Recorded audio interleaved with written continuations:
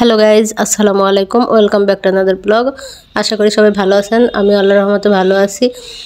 তো আজকে আমি রান্না করব বাইম মাছ আর পটল ভাজি করব।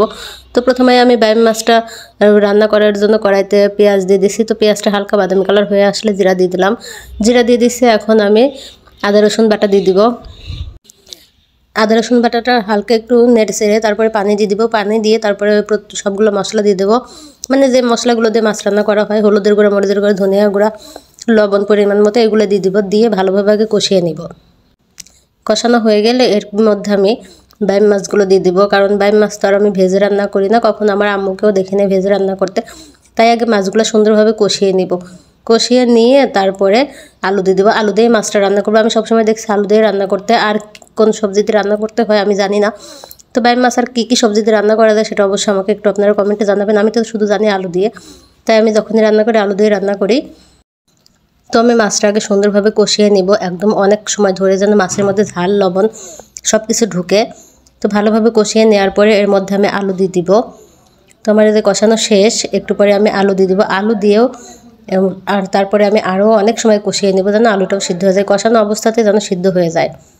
তো আমার মতো এইভাবে কারা কারা বাইম মাছ কোন কোন আপনারা রান্না করেন আমার মতোভাবে, তো সেটা অবশ্যই কমেন্টে জানাবেন। আমি এগুলো সব রান্না আমার আম্মুর থেকে শিখছি। তো আম্মু এভাবে রান্না করে, তো এইভাবে দেখে দেখে আমার শেখা। তো আপনারা কারা এইভাবে রান্না করেন সেটা তো অবশ্যই জানাবেন। তো আমার এখানে কষানো হয়ে গেছে, দেখতে পাচ্ছেন সম্পূর্ণ পানি শুকিয়ে গেছে মশলাগুলা। তো এখন আমি পরিমাণ মতো পানি দিয়ে দিচ্ছি। আর পানি দিয়ে তারপরে আমি আবার একটু ঢেকে দিব।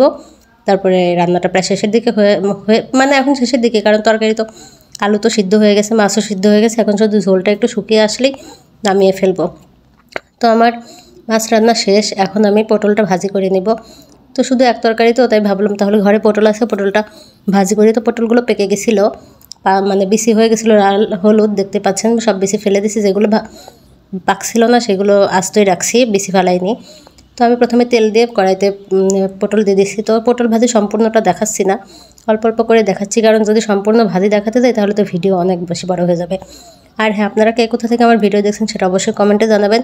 আর আমার ভিডিও যদি আপনাদের কাছে ভালো লাগে তাহলে অবশ্যই লাইক, কমেন্ট অ্যান্ড শেয়ার করতে ভুলবেন না। আর আমার ভিডিওতে বাইরের নয়েজ থাকতে পারে, তার জন্য আমি আন্তরিকভাবে দুঃখিত। তো এখন আমি পেঁয়াজ মরিচ দিয়ে দিচ্ছি।